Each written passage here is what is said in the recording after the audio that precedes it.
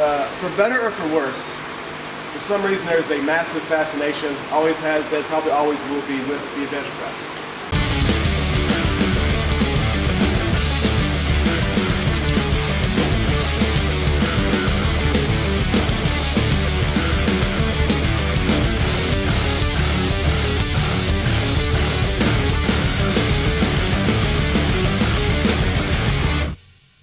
Is that a good or a bad thing? It sort of depends. The real question is, how really important is it to us, people who are interested in strength, to have a balance of interest, not just the bench press. So look at this picture. This is Mr. Pisarenko. This might be like the most manly lifting picture ever taken, ever. This guy was pretty much the most massively intimidating weightlifter of all time. Huge 80s mustache, thick black hair. The guy clean and jerked like 560 pounds, weighing like 100 kilos. A massive, massive man. But the point being, the squat is probably always going to be massively, massively important. To do it frequently, to do it heavily, to always do it. If you want to be strong and you want a foundation for anything else you're going to do, this much is sort of paramount. The pull, either a clean style pull, as this very, very highly qualified Olympic level weightlifter is performing, a snatch, a clean and jerk, a deadlift, anything where you pull the bar explosively off the ground is going to be almost equally as important. You can't do it as frequently as you can squat in terms of heavy strength building movements, because it can wear your back a little bit, but you can't really pretend to be strong or fit or an athlete unless you're pulling a lot. So squat and pulls, way more important than bench pressing. And in terms of things you do with your arms, here's the famous cloak off clean and jerking lots of weight, 540 pounds or something. We know that getting a big weight over your head using your arms is like the third in the trifecta of athletic things you can do that require lots of strength and coordination, core strength, the use of your legs to balance the weight overhead. So we know all these things are way more important than bench pressing. But we don't want to ignore how useful the bench press can be. I mean, there's a reason why lots of people do it. On some level, it's got to be beneficial, and it is. And I'll share one quick story. When I was playing football, it was actually my time at the University of Memphis, like most 18, 19-year-old kids, I really loved bench pressing. Again, for better or for worse. But our strength coach kind of downplayed a lot. I said, look, you never lay on your back on the football field and push somebody off you. I go, well, maybe sometimes you do. But I thought it was even then it was a massive sort of oversight of why you lay down in bench, mostly because of the gravity issue, and that's how weights work. If you want to train your chest doing this, you're going to have to push against gravity. I thought it was a little oversight on his part. But the truth is that anytime you're going to brace your feet in athletic movement, and you're going to use your arms to push against something, a really good example is football linemen. This happens to be the premier weekend for college football. When you get up against an opponent and you start pushing and using your arms, massive arm strength is useful to you. And I actually relied on that quite a bit when I played football myself. So yeah, it can be useful in applied athletic things when you extend your elbow. It's also very useful if you're going to use it as an assistance exercise to build other lifts. If you have a shaky top position when you jerk away, if you struggle with a push press, if you struggle with holding a kettlebell over your head, and doing anything else, I mean, having stronger arms is going to help. And the third point would be you can always do the bench press for the bench press's sake. You can have a goal to bench more, that's perfectly fine. The real question while we're here today is what's the best technique for the bench press? I think my current opinion is that there are two extremes. One is what we're all used to. The common bench goer or somebody who doesn't think about technique ever will lay down on the bench like a dead fish. The back is flat, the feet just sort of lay wherever they lay. They grab the bar, that's what you gotta do. They pick it up, and they do this number. It looks like a bench press. Of course, we could ask ourselves what's bad about that form. Laying there like it's a couch is a bad thing. Having your shoulder blades in any sort of position, often very, very loose and spread out, is very, very bad for your shoulder health. So what happens is you lay on that bench and your shoulder blades are apart, they get put in that position, and you try to bring your arms back when you go to the bar, they can't go anywhere. So it creates a lot of sort of undue tension, adverse tension in your shoulders. When I was in high school, every month or so I had an AC joint problem or an anterior deltoid problem or something in my shoulder. Well, I would bench a lot and didn't really know what was causing those injuries, and it was just a matter of not being in good position. So we always want to keep very, very good position. We don't want to lose contact with the bench. We don't want our feet and butt and head and everything else flailing and flopping around, that's even sometimes in here, you see that. You see people shaking their legs and moving their feet around. We want to talk about how we can stop that from happening. And the last thing I already mentioned, chicken winging your elbows. Elbows out is a very bad position because it can kind of put more stress on your shoulder. If anybody's ever tried a heavy bench press like this, you'll probably, if you just do this, you can probably feel the tension in the front of your shoulder. What's the other extreme? A lot of people will go, well, if I want to be good at bench pressing, I will look towards powerlifting because they are mastering the bench press. It's not a terrible idea, but what I see more and more is people abusing what powerlifters do and try to apply it to something that it's not necessarily cooking to, which is their own personal strength goals. So really, powerlifting is an example of exaggerations all around. What do powerlifters do? They're trying to lift as much weight as possible. They're not thinking of any other training goal as far as push presses or jerks or ring dips or anything. It doesn't matter. It doesn't necessarily matter if they are training their arms. They're trying to lift just the most weight possible. They're going to manipulate levers. They're going to take a very wide grip. They're going to have an extreme arch. They're going to shove their stomach as high up as possible. This is what I used to do. I know it very well. My PR bench press of all time was about 675. And you do that by being very large. I was 370 at the time, about 279 last night. You overly tuck your elbows, and you touch that bar very low on your big inflated arched belly, so you can cut half the range of motion off the lift. You untuck your elbows, and you swing the bar back over your face, so it's really a movement that doesn't look like a press anymore. It's a manipulated, exaggerated movement. It also relies on the right kind of bench, the right kind of supportive gear to have that wide grip and not tear your arm out while you go for a super heavy bench press. So we want to shy away from using powerlifting specific tips to help us become better crossfitters or general strength athletes, because that's not going to help us jerk more places. That's not going to help you do ring dips better. So what we want to do is take a good balanced approach. A big thing is contact with the bench and the floor, because if you're not stable, you're not going to bench press shit. A lot of people here aren't stable. And every time there's a bench press session, I see people doing some mistakes, so we'll talk about that. The rule of powerlifting for some areas has been 5 points of contact. I like 4, which is your shoulder blades are pinched together as hard as you can pinch them. They are buried into the bench to serve as a platform. You have to push off of that. You want that to be as sound as possible. You want your butt, which is the second point of contact, on that bench. If that's floating around, it's going to lead to instability. Plus, you're just stupid. If you arch your butt up off the bench to try to lift the weight heavier. And the two other points, 3 and 4, are your feet. If your feet aren't in a good position and they're floating around, you're going to lose immediately efficiency in the bench press. You want to help me out, Bryce? What is the best grip? Well, ideally, I think you should stay at least within a thumb's length distance from the smooth part of the bar. If you are way too close, that's sort of stupid. Go way close. Sometimes people want to do close grip bench presses like this. They pick it up, lower it down to your chest.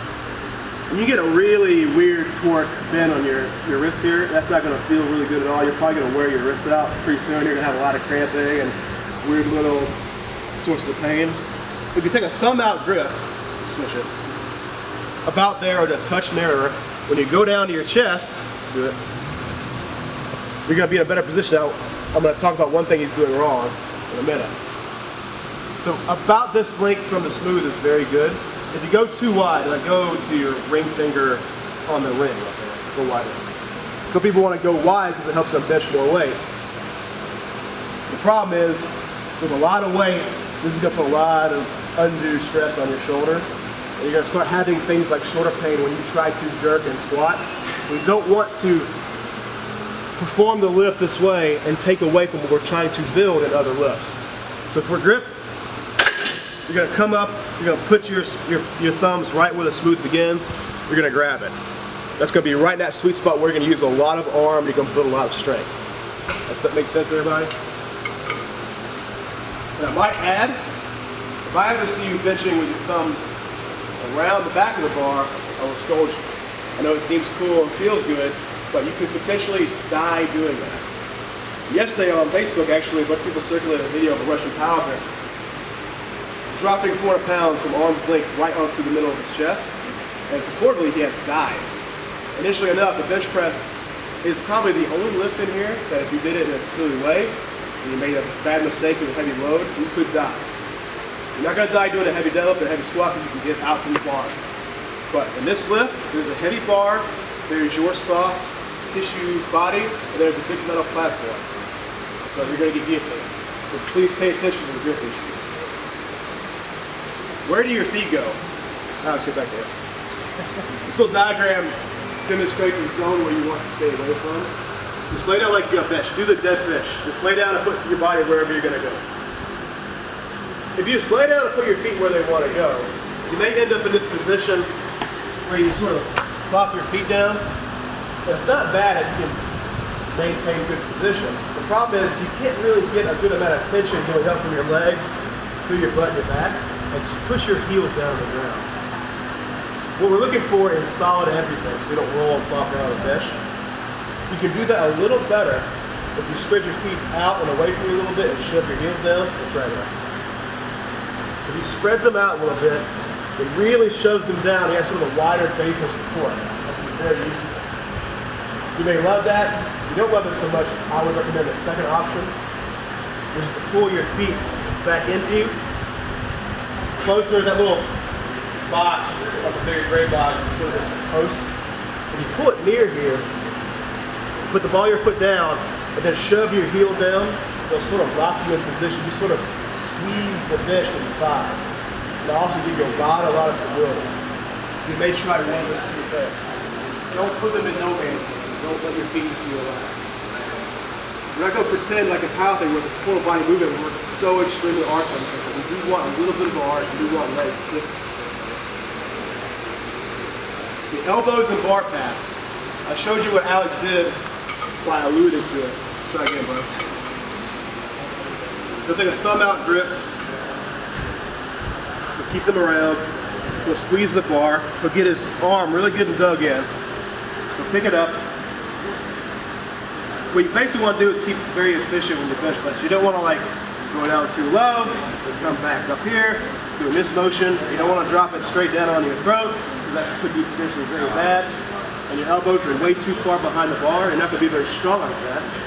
The best thing to do is just to go straight down and touch at about or just below your nipple line. That's going to give you a very, very strong position. Especially if your feet are solid and you got a little arch, you'll be able to really push very strongly. The interesting thing is elbow position. People got onto the idea that tucking your elbows is good. And it is, but not if you overdo it. If you bring them very close, you're going to lose a lot of strength. This is not a very natural pushing position. It's just as bad as chicken winging your arm way out. The best position is a natural one where your elbow is about 45 degrees out. So it's not here, it's not here, it's just naturally in this position. This is where you're going to be strong. This is going to be similar to where you're going to push a bar overhead. It's going to be similar to where you would dip. It's just a natural thing. This is not where you push a bar overhead. This is not where you push a bar overhead. You don't dip like this, not for very long. You don't dip like extremely tucked in. This is the strongest position. So we're going to keep that. Thanks, bro.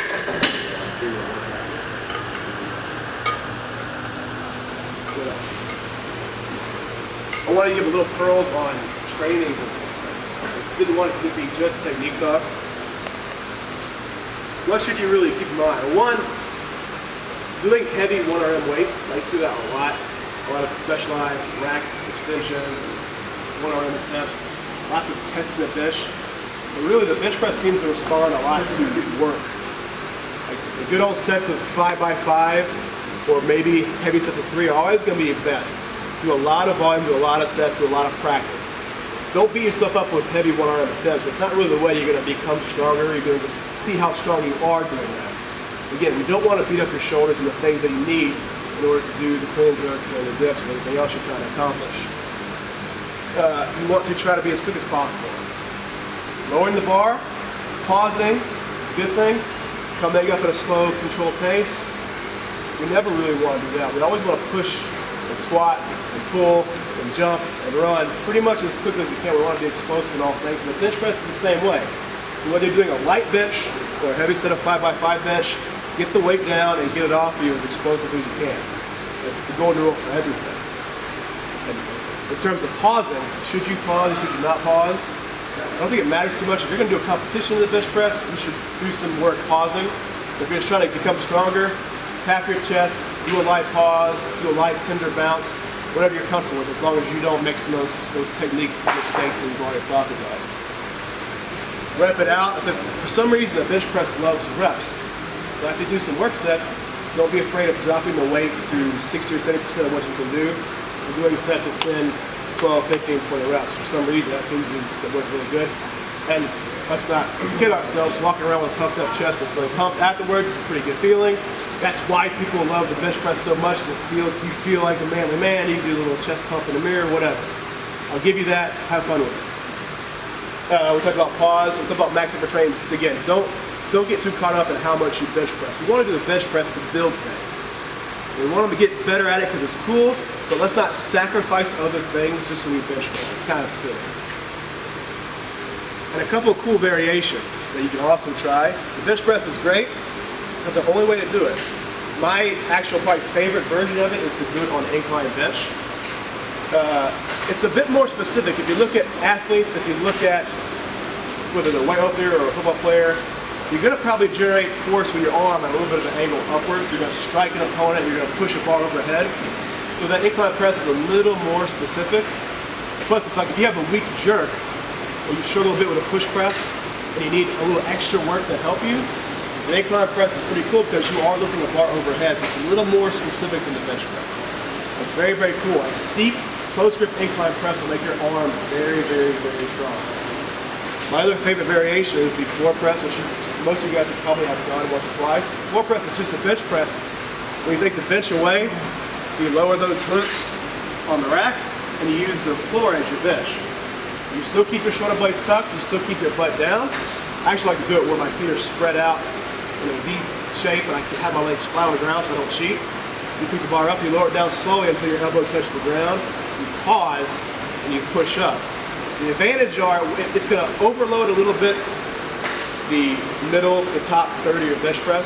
So if you kind of get a little stuck in the middle, that can help you bench press more weight, if that's what you want. Or if you have a shoulder injury or a little bit of pain, like in your bicep tendon, and this lower part of the bench press is giving you trouble, but you still want to do some pressing, that'll take all that pain away. So if you're interested in any variations, that's what I would recommend. Those are the slides. We showed a little bit of technique. Does anybody want to get on there and see what flaws we can find? You want to go? Sure. Get on there, buddy.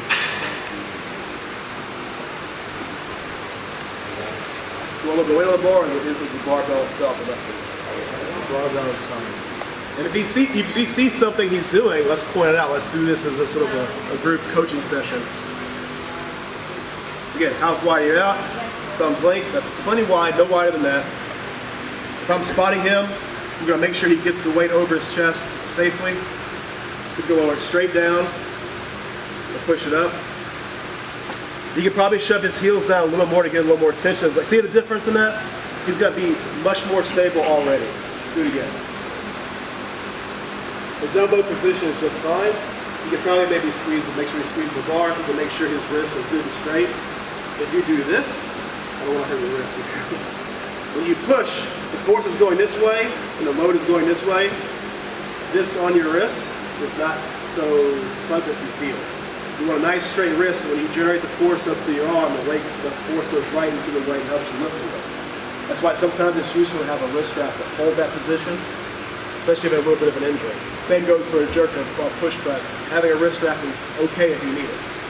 Do a couple more. We'll check it from the side. It's going pretty much straight down. As long as his elbow is pretty close to a line with his hands, he's probably in really good position. That's right. Again, you can't be lazy in the legs. Anybody else want to give it a go? Kat, you want to give it a go? Let's give it a go. Let's give it a go.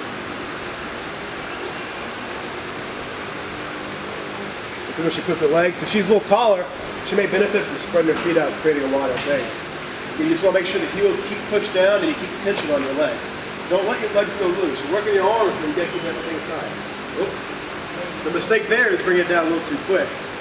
If you pick it up, get to here, and then start trying to lift it, your head happens to be right under the bar.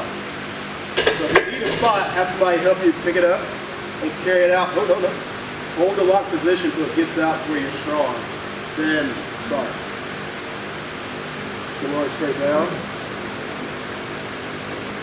Give a little bit of a bounce this side. This one chickens out a little bit more. To make for a little bit of emphasis, I'll try to keep that one in a better position. Do a couple reps. But she's kind of doing a different exercise right here. If you look from the side, she's kind of doing a tricep extension to it. Don't change anything. Don't try to do it now. You see where her elbows are? Go to the side. Keep making mistakes. You're doing good. Look at her elbows. This will work your arms a lot, but it's going to be really hard. What she has to focus on is maybe keeping her elbow a little rotated out. Slow the bar straight down. Yeah, it looks a little better. So straight up. Yeah.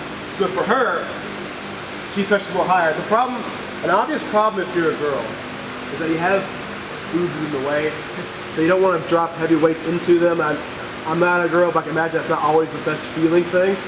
So you may put the brakes on before the bar sinks into soft places too much.